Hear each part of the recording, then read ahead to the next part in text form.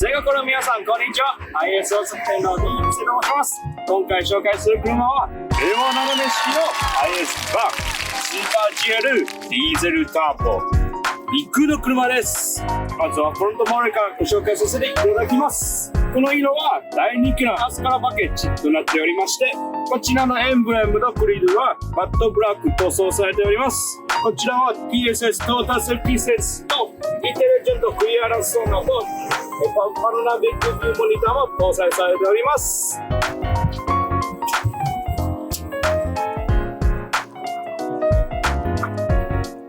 次は足元からご紹介させていただきます。こちらは Nexus Crest の17インチとフットイヤーのナスカタイヤとセットとなっております。とこちらはフレックスのオーバーフェンターです。とこちらは純正なドアバイザーも搭載されております。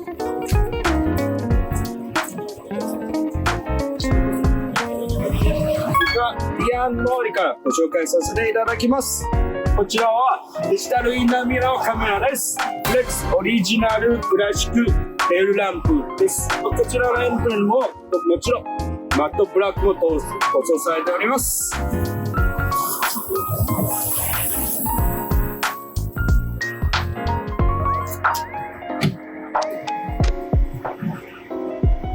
次は荷室からご紹介させていただきます。ドットレコーツのタイプ2のベッドとご覧会の調整もできますし、すごく車中泊にも快適だと思います。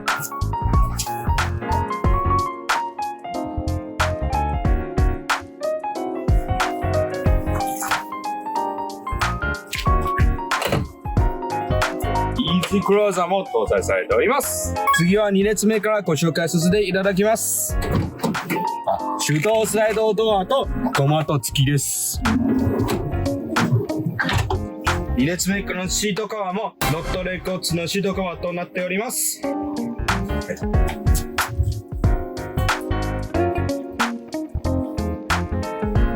次はナビモラからご紹介させていただきます。この車は12キロですので、まだ新車に近い車となっております。こちらはアルパイのビッグ X ナビとなっておりまして、このインテリアパネルについては茶木目とシフトノブの部分は茶木目で、ステアリングの部分も茶木目のインテリア3点セットとなっております。バックカメラとパノラミックビューモニターも搭載されております。すごく駐車しやすい車となっております。